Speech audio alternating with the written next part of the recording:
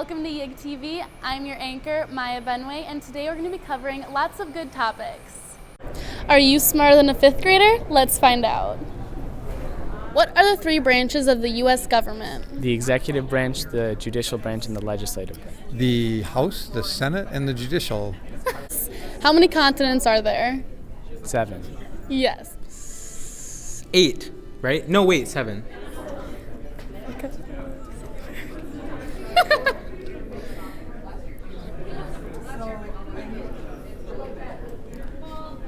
7 or 8. Sun orbit the Earth. No. The Earth is flat. It goes like a rainbow. No. No, yes. Yes, duh. Oh, stop. No. I was like, what? It's actually no. Yes. It's not? Wait, am I right or wrong? Like, You were wrong. Oh, okay. I You said were right no. in the beginning, but then you were wrong. Wait, no, the sun does. I said no. No. What is the first day and year of the 20th century? Oh, yeah, 1901, January 1st. That's the 1999. January 1st, 2021. January 1st, 2020, 2000. What is the 51st state? Is it Alaska? Alaska. There's only 50 states. First, we're going to be covering meeting our governor, Tim Walz. I'm Tim Walz. I have the privilege of being the 41st governor of the great state of Minnesota. And I'm Peggy Flanagan. I'm the 50th Lieutenant Governor of the state of Minnesota. Where did your passion for government begin, and how old were you when you discovered the interest in government?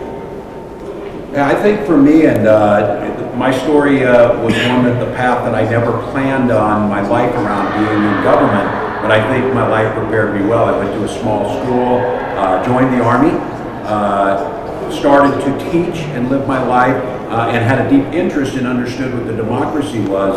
But I was quite a bit older. I was 40. I was a little bit frustrated. It didn't feel like there were any teachers in Congress. I wanted to know what I could do. I went to a training that showed people if they were interested in running for office because I didn't know how to do it. And I got there and there was this super dynamic young school board member who got me all excited about this, and I decided to run for the United States Congress and won. That young dynamic trainer that I had was Peggy Flanagan, and that's how I got my start. And judges and so much more. What excites you most about our generation and handing our future to the nation? Well, first of all, and all the numbers point to this, there's no generation that's ever been involved in civic life. You're making better decisions than any generation that's come before you. Unfortunately, you're facing some of the most difficult challenges we've seen in generations. But what I see is the engagement and the enthusiasm and the capacity to see what we can do together. I think the inclusion and the sense that we're all in this together that's coming out of this generation, and to be very honest with you, a sense of impatience, a sense that now is the time to get these things done. We're not waiting, and I think in the question I would argue that it'll be years, not decades, that you will start assuming or already have assumed leadership roles, and I feel very hopeful for the future. As long as we can hand it off to you in pretty decent shape, I think you'll do just fine. I also appreciate simply the urgency of this generation, and I think for too long we've heard younger generations told that you need to earn your stripes, you need to wait your turn. We are now at a time where the world is literally burning, and I think that this generation is ready, is prepared, and will help lead us into the future. I also feel a great responsibility for creating some infrastructure and pathways for those very things to happen. I'm a mom of a first grader, and so I feel this it weighs on me every single day, but I think folks are ready to step up to be judges and senators and representatives and city council members and school board members. And the future looks bright from where we're standing and from being in the House chamber and seeing so many young leaders. We're in good shape, and I left feeling hopeful and inspired, which sometimes is hard to get around this joke. What most concerns you about the future generations, and how can we prepare for that? I guess my biggest fear, and that's why today is so hopeful for me, is that I'm afraid you're going to watch what's happening and become cynical and decide that it doesn't matter. I think that's my biggest fear. I don't think it will happen, but I feel like I need to do everything possible to guard against that. You have all of the tools, all of the passion, but as Lieutenant Governor said, if we tell you to wait or if you see that it doesn't matter, I oftentimes will run into folks who say, you know, I'm just not into politics, and my response to them is, too bad, politics is into you, and you need to start being engaged and understand. So I guess I don't worry about the generation, I worry about maybe what we're doing to you, and if you become cynical and don't get engaged, we're in trouble, because we need you. Youth in Government is a very diverse program, both culturally and ethnically. Do you feel this bodes well for representation of different viewpoints in future government bodies? Yes.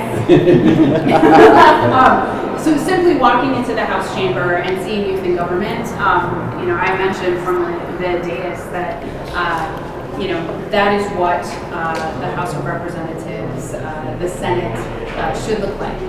We know that there aren't enough people of color, indigenous folks, women who are engaged and involved in politics. But when you look at youth in government, it looks pretty good. So I think it can serve as a model. And again, unless we have, it's not just diversity for diversity's sake. It's diversity helps us to get great results and sustain those results over time. So I think it's great, and there's some folks around here who can learn from youth in government. I would agree with that. And I think when I heard the Lieutenant Governor say that today about looks like Minnesota, it did, because there was more diversity on that floor than there normally is. And I think coming from someone, Lieutenant Governor doesn't talk about it a lot, but I do, because I think it's so far overdue. Since the founding of this nation in 1789, Lieutenant Governor is the first Indigenous woman ever to be in executive office. So in 240 years, this is the first time we've seen this happen. And I think Minnesotans have a good role model. I think youth in government fosters that inclusion. And as the Lieutenant Governor said, that is where our strength comes from. That is where the strength and the vitality of Minnesota comes from. So I really appreciate seeing that, and I think the effort that youth in government has put into this to make sure that we're bringing diversity into the program bodes really well for us.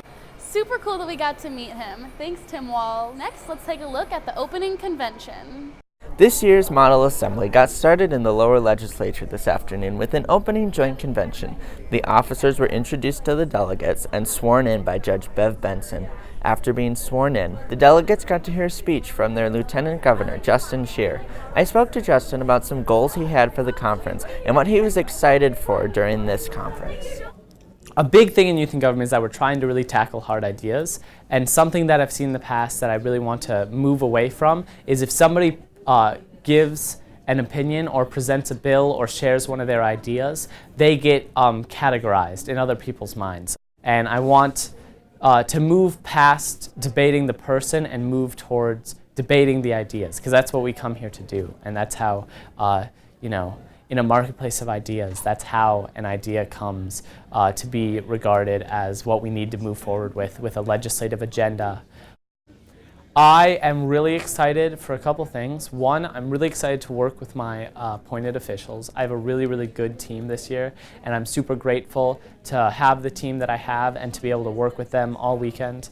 I know when I come downstairs every day and see them in the office, a smile will light up on my face. More than that, we also have a really fun group of elected officials this year that, you know, I won't be interacting with them during program area all day, but I know that they're a wonderful group of people, so I'm really excited to see all of them pursue what they want to pursue and make this weekend what they want it to be. More than that, I'm just excited to see what comes out of the debate with all the 9th and 10th graders in the lower ledge, see what shows up in my office, you know, sign it or veto it no matter what. If it makes it to my office, to my desk, it has some sort of merit, and I'm excited to see where it goes from there. Finally, we asked the Lieutenant Governor to give a word or two to our delegates. Here's what he had to say to them. Know that you are capable of more than you could begin to imagine, and that what you do can influence other people's lives more than you can begin to imagine. The amount of, the magnitude of the impact that every individual has on everyone around them is more than we ever see. After the Lieutenant Governor's speech, the Deputy Secretary of State, Amelia Langer, went over the Code of Conduct. Some important points that were brought up was to remain in groups of 3 in the skyways and to always wear your lanyard outside of the hotel room. Finally, the steering committee vice chair spoke about the Why I Give campaign. We had the chance to talk to him about the goals of the Why I Give campaign this year. So the goal for the Why I Give fundraiser is $2,600. The only place that we'll be collecting donations is on the way to the Skyway in the hotel. 25% of delegates who attend the program statewide receive funding from Why I Give, and without the funds that we receive, the conference would be completely different. We also got to talk to the Youth Lieutenant Governor and Steering Committee Vice Chair. Thanks for tuning in tonight. Same time and same channel tomorrow.